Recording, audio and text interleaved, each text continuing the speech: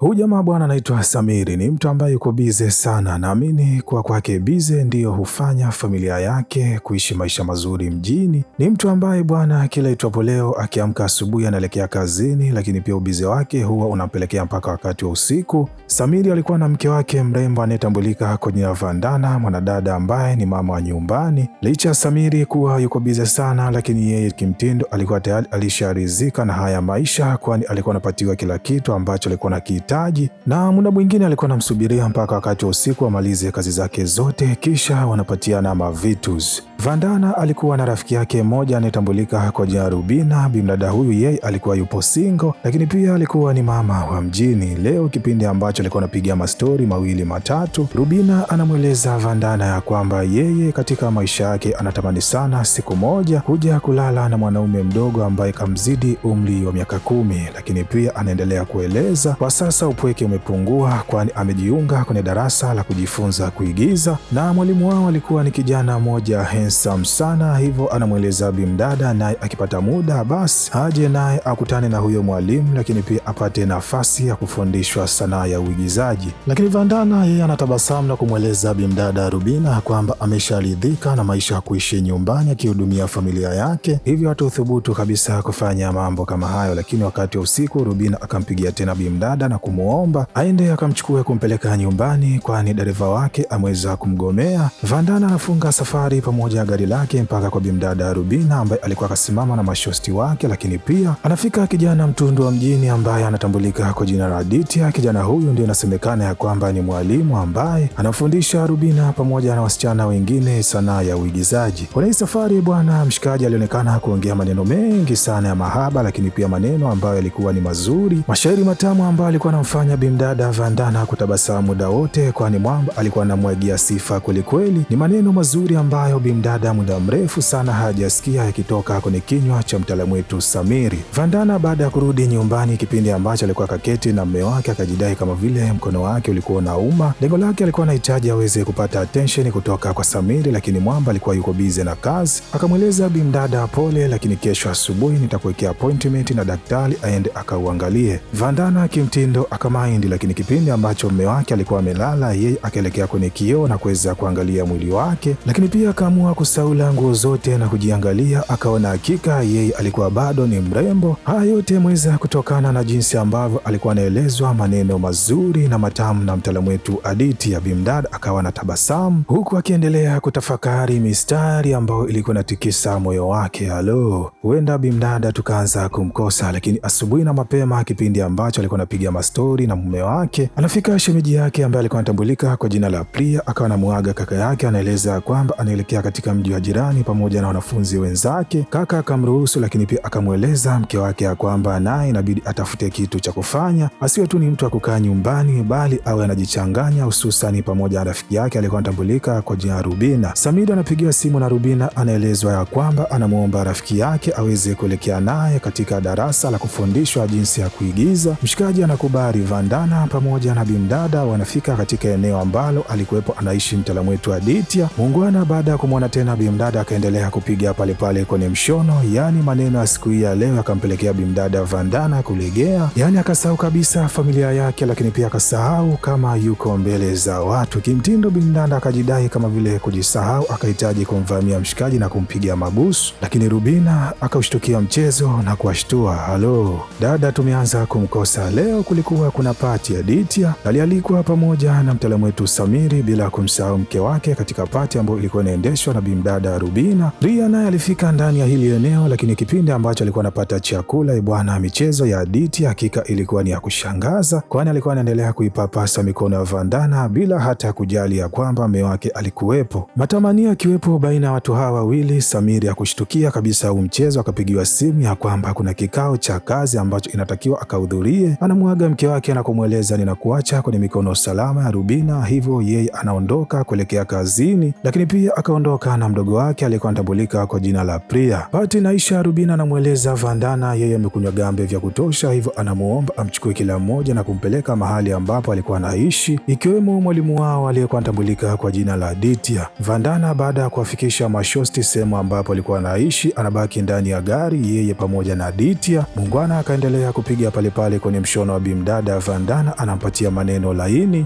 maneno ambayo alikuwa anatikisa sana moyo wa bimdada, lakini pia unamfanya kuona kuendesha gari kwake ilikuwa ni kipengele. Aditya alivyoona mambo yamezidi kuwa mepesi, akamvuta bimdada Vandana na kunywa maji kama lita 2. Anaondoka na kumwacha Vandana akiwa kabaki mdomo wazi na koo lake likiwa linamuwasha. Anafika nyumbani asubuhi na mapema. Nyumbani alikuwa anaishi pamoja na shemeji yake Priya. Alikuwa anambania sana kuchukua pesa kwa kaka yake, lakini siku hii ya leo Priya anashangaa anapatiwa kadi ya kaka yake na kisha shemeji anamweleza nenda akatumie utakavyo. Halo, kila mmoja alishangaa ikiwemo pia Samiri. Lakini pia wakati wa jioni Vandana safari inampeleka mpaka kwa Aditya. Baada ya kufika bwana wakalambana vya kutosha, lakini pia haka ndio kakawaka mchezo kao. Makutano yao ya kuweza kulambana hatimaye ikafikia siku hii ya leo. Bimdada anamenya tunda ambalo huwa anampatia Samiri na bila aibu kabisa anamruhusu Aditya aweze kulila siku hii ya leo. Halo, Samiri bwana ameshamegewa tunda lake. Rubina anamweleza bimdada Vandana, mbona siku hizi una furaha sana, ni nini siri ya furaha yako? Lakini bimdada ye anatabasamu kisha anapotezea. Lakini bwana watu hawa wakanogewa. Siku hii ya leo Aditya akamfuata Vandana mpaka nyumbani kwao, kwani alikuwa anaamini Samiri alikuwa hayupo bwana kipindi ambacho alikuwa anaandaa kumenya lile tunda ili waweze kuenjoy. Ghafla Samiri anaingia humo ndani, lakini alikuwa yuko bize anaongea na simu bwana. Kwa bahati mbaya aliingia akiwa anaangalia upande mwingine. Hii ikampatia fursa bimdada Vandana kumzubaisha kuweza kumwongelesha hadithi zisizokuwepo, huku akimgeuzia upande wa pili, na kwa upande wa nyuma Aditya akafanya kazi ya kutoka na kufunga mlango. Halo, Samiri kimtindo akajiuliza mbona hizi tabia mke wake huwa hako nazo kumchangamkia kama hivi. Lakini wakati wa jioni akaona pia bimdada yuko bize sana kujiangalia kwenye kioo kipindi ambacho alikuwepo katika mtandao wa Instagram. Ghafla akakutana na video wa Mr. Khan ikimweleza kwamba dalili kadhaa zinazoonyesha mkeo ama mpenzi wako anakusaliti. Mr. Khan anaeleza, anasema ya kwamba ukiona mkeo yuko bize sana kujiangalia kwenye kioo, lakini pia anakupigisha stori nyingi sana, yani kwa ufupi kazidi kuwa mchangamfu kuliko mwanzoni, jua ya kwamba unapigiwa. Halo, Samiri hakuamini hizi stori za Mr. Khan, akaamua kuitupa simu na kupotezea na maisha mengine akaendelea. Lakini Priya leo wakati wa jioni kipindi ambacho alikuwa anaenda kuchukua maji, anasikia meseji ikiingia kwenye simu ya shemeji yake. Baada ya kuigusa na kuamini meseji alizokutana nazo ambazo zilikuwa zinatumwa kutoka kwa Aditya kuingia kwenye simu ya shemeji yake, lakini pia inaonyesha kabisa watu hawa walikuwa na chati tena kwa furaha kubwa. Bimdada akabaki na mshangao, lakini ghafla shemeji akafika pale na kumkataza. Anamwambia Priya simzoee kabisa, athamini private alionayo, kwani ana haki ya kuweza kuendesha maisha yake kwa siri. Priya akapiga moyo konde, lakini asubuhi na mapema Rubina naye baada ya kufika akaona msifia sana bimdada. Anamweleza, hakika Vandana, kwa siku hizi ninakuona una furaha sana, na mimi ninakusii hakikisha hicho kitu kinachokupa furaha unakishikilia kwa mikono miwili, kwani katika maisha bwana hakuna watu wote ambao wanapata nafasi ya kuwa na furaha. Haya ni maneno ambayo Priya alikuwa anasikiliza, na yeye kwa kuwa alikuwa anautambua kweli mzima akaona huenda kuna kitu ambacho hakipo sawasawa baina ya shemeji yake pamoja na rafiki yake. Vandana akaenda tena kwa Aditya bwana, akapigwa sana vitu vya kutosha. Lakini pia baada ya kurudi nyumbani leo anashangaa kila ambapo akiwa anampigia simu Aditya alikuwa hapokei kabisa. Bimdada akaanza kuchanganyikiwa. Kila ambapo siku zilikuwa zinazidi kwenda Aditya alikuwa hapokei simu zake. Hii ikampelekea bimdada kuonekana kuwa ni mtu mwenye mawazo mengi. Samiri anamuuliza mke wake, kulikoni, mbona unaonekana kama vile mwenzangu haupo? Lakini bimdada akaonekana kuwa yuko bize na mambo yake kichwani, kwani anaona buzi ambalo lilikuwa linampatia furaha kwa sasa halipatikani, yani kasahau kabisa ndoa yake pamoja na familia. Baada ya siku kadhaa kuweza kupita, Aditya anamtumia meseji bimdada na kumweleza, bwana tukutane, kwani nimetoka mji wa jirani, nina kitu muhimu sana ninahitaji ni discuss. Bimdada akafurahi sana. Dada anafika, Aditya anamweleza kwamba amepata nafasi ya kucheza kwenye filamu kubwa sana. Bimdada anamuuliza ni kwa nini alikuwa apokea simu yake, lakini mshikaji akawa anampotezea, na kwa kuwa bimdada alikuwa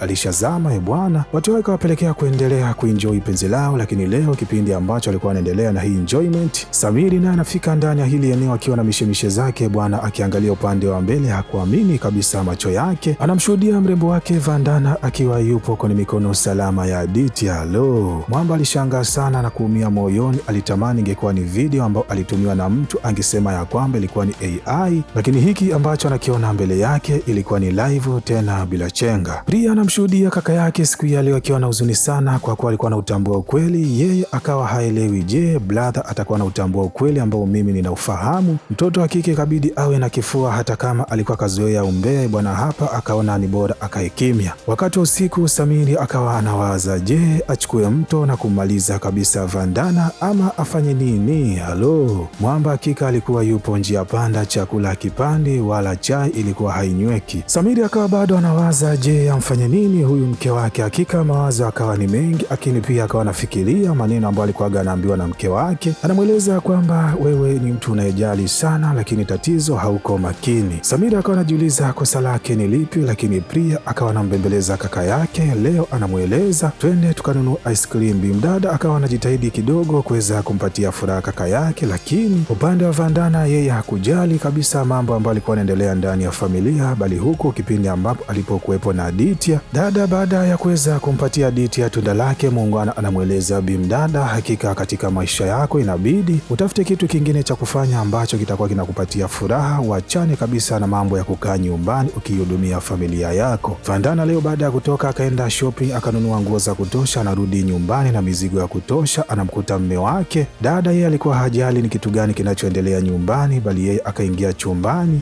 akaandaa chai na kumpelekea Samiri, lakini muungwana siku hii ya leo akafoka sana na kumweleza Bimdada mbona akachange. Anaona kama kuna mambo ambayo hayapo sawasawa. Haya maneno ambayo muungwana alikuwa anaongea ni sawa, ilikuwa ni haki yake, lakini Bimdada akaona ya kwamba imekuwa ni kero. Akabeba kimkoba chake na kuondoka na kutokomea kusikojulikana. Samiri mpaka muda huu alikuwa bado hajamsanua mke wake ya kwamba anafahamu kila kitu, hivyo hasira baada ya kutulia ikabidi aelekee mpaka kwa Rubina, kwani alitambua Bimdada alikuwa hana sehemu nyingine ya kuelekea. Anafika anamuomba mke wake msamaha na kumweleza, mke wangu turudi nyumbani. Baada ya kufika Bimdada akakuta muungwana akaandaa mazingira mazuri sana anayovutia, lakini pia naye siku hii ya leo akaamua kuweza kumpatia show moja nzuri sana. Leo Rubina anafika na kuwapatia mwaliko na kueleza kwamba kuna bonge moja la pati la kuweza kukumbuka siku yake muhimu ya kuzaliwa. Wakati wa pati jioni, bwana mtaalamu wetu Samiri ikabidi aweze kupata muda pembeni wa kuzungumza pamoja na Aditya. Akamweleza kwa uchungu mkubwa, huku machozi akiwa anamtoka, kwamba anatambua yeye anatembea na mke wake, lakini anamweleza Aditya anamuomba aweze kuachana na mke wake kwa sababu anavyoona kwa sasa, endapo akiendelea naye na mahusiano, huenda familia yake ikavunjika. Aditya aliogopa sana kwa hii kauli, lakini Samiri baada ya kutema cheche akaamua kujichenga. Watu hao wawili wasiokuwa na aibu wanakutana. Bimdada Vandana anamweleza Aditya inabidi waachane, kwani anavyoona kila siku zinavyozidi kwenda anazidi kuzama penzini na huenda siku moja ikaleta msala. Lakini Aditya japokuwa alikuwa kaonywa na Samiri, anamweleza Bimdada ya kwamba leo anaomba aweze kumpatia show ya mara ya mwisho, na baada ya hili tukio hawatoweza tena kuendelea na mahusiano. Vandana anamkazia mtaalamu wetu kipindi ambacho alikuwa anatoka, anajaribu kumpigia simu Rubina, lakini Bimdada alikuwa hakamati. Ikabidi afunge safari mpaka kwa Rubina, lengo ni kwenda kumweleza kila kitu, lakini baada ya kufika anashangaa mlango ulikuwa umefungwa. Ni kitu ambacho kilikuwa sio cha kawaida nyumbani kwa Rubina. Vandana alipoelekea kwenye dirisha, bwana hakuamini macho yake, kwani anamshuhudia rafiki yake pamoja na mume wake wakiwa wapo kwenye harakati za kuweza kufanya mavitu zialo. Vandana aliumia sana kwa hiki ambacho alikuwa kakiona. Maswali yakawa ni mengi. Je, mume wake kafahamu ameamua kulipa kisasi kimya kimya, ama inakuwa je? Bimdada kuvunja ndoa hawezi, lakini muungwana ndio hivyo kaamua naye kumaliza vita kimya kimya. Halo, waungwana wa kazi vipi? Je, ni nani ambaye yupo sahihi, mume ama mke? Hayo maswali ninawachia nyinyi waungwana, lakini mimi ndio nafunga vilago, kwani hapa ndio nafika mwisho hadithi yetu. Na kama umeipenda video hii na umeenjoy ama umejifunza jambo jipya, basi usisahau kushare, kulike na kusubscribe ili kuwa mwanafamilia kupata vigongo vikali vilivyonyooka na kupoa kama hivi kila siku.